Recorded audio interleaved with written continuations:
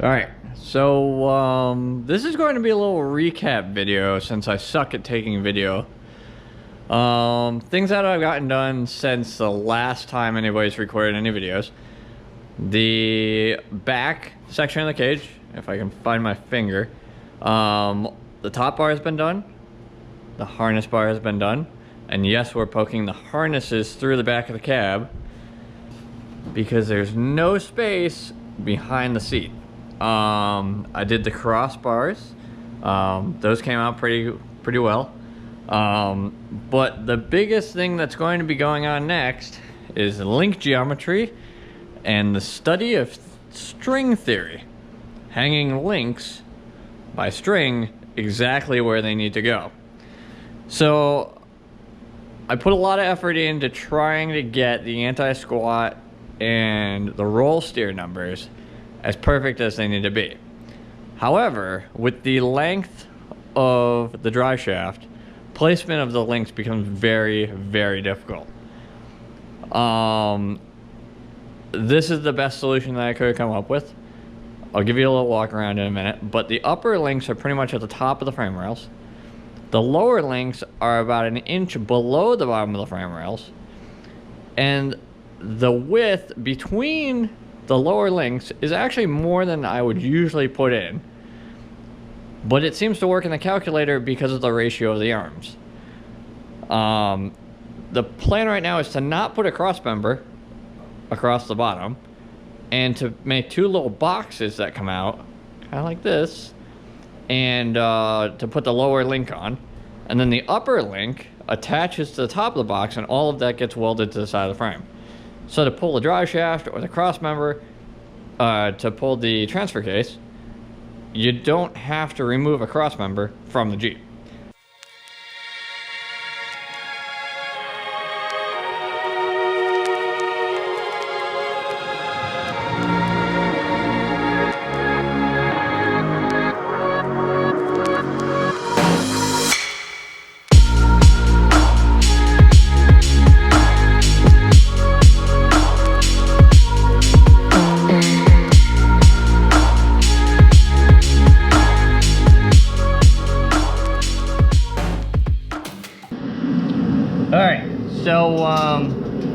So it looks to me like most of the layout's done. Unfortunately, it's in silver, so you can't really see it.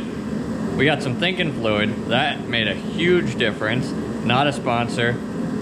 I guess I have to say that. Let's see how well you can see this. Kind of see those silver lines right there? I have the tops laid out. I have two tops. I have two bottoms. And I have two internal ribs laid out. You can't really see them right here. And so basically my plan is I'm going to cut all these out. I pre-drilled all the holes so I know that I don't have to guess and get them lined up later. So then I can bend them. Actually, I'm going to put score marks with the plasma cutter. And then drop some bolts through. And then use the center rib to line up the angles so I know the angles are right. I think there's some tapering that I have to do on these pieces to meet the Comanche frame because the Comanche frame's not totally square. But I'm gonna fire up the plasma cutter and try and whip all these out real quick, and hopefully I don't fuck it up.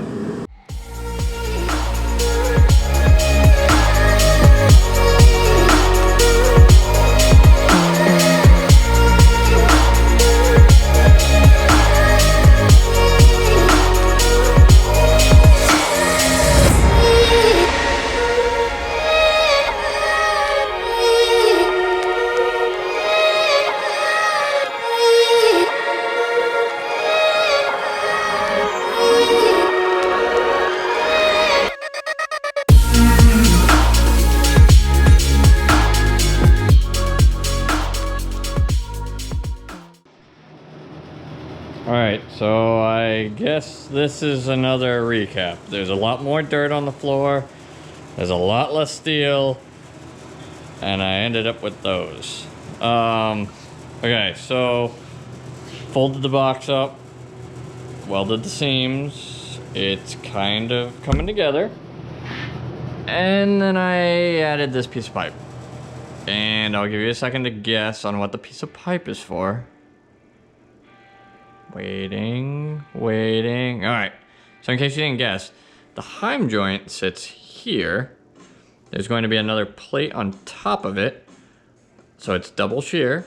Somewhere, I haven't figured that out. But it's double shear there. But you need a way to get to the bolt. And a captured nut sucks because if you screw up the nut, you're hosed. So, what I did was I put this piece of DOM in here, big enough to fit the socket needed for the bolt, and it gives it some rigidity so it doesn't want to squish. So, I gotta do that on the other one, and then add some more ribs on the inside. Right now the inside is just like a hollow box. I need to add some horizontal ribs. Oh, GoPro's screwing up.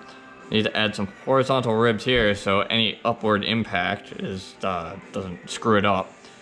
And I need to add like some sort of brace in here, and then it should be good to go. There still needs to be a notch for a body mount. But overall, I'm fairly happy with it. I think it will be a decent solution overall. We'll see how it fits. So, once again, another late night update, because screw it. This is the hour of the night that we work. As you can see, the brackets are in place. I didn't feel like hitting the record button and working and swearing and getting all that on video. So, we skipped through it and you see the finished product. If I do say so myself, I love the way these brackets came out. They tie the upper and the lower link in perfectly. And they look like they're part of the unibody once it's welded in. So, the biggest issue that I run into now is how do I brace these for any upward load on them? That's what I'm worried about now. Strength going forward, there's plenty of surface area on the side of the frame. It wants to wedge itself forward. I'm not worried about that. My problem is we're not building race cars that are on flat tracks. This thing is just going to take a beating from the bottom, as any good Jeep should. The upper control arm, I'll give you a view from here. What I'm thinking is to brace this plate, this whole top section, catch the top of the bolt, make this double shear, and then we're gonna plate this side of it, probably all in one piece, just like whoop, bend it around. That'll be primo. And then I'm thinking we need to gusset all these edges, make those all strong. And then I want to make some sort of tube that comes from here down to here and catches it, because we don't really have the room to make a crossover hoop. So that's next. But for the most part, very happy with the result of these brackets. Gives us plenty of clearance for the drive shaft and any other accessories like the fuel cell that's going to be mounted here. Luciano really wants to mount the fuel cell sunk below the floor a little bit, just low enough that the drive shaft doesn't hit at full compression. So we'll figure that out. But so far, that's the update. These are the boxes done. I don't know if I gave you a look at the bottom side of it. I ended up plating with another piece of 1/8 inch all the way around the perimeter of these, just to give it a little bit more belly buster type strength. So yeah, see you in the next video.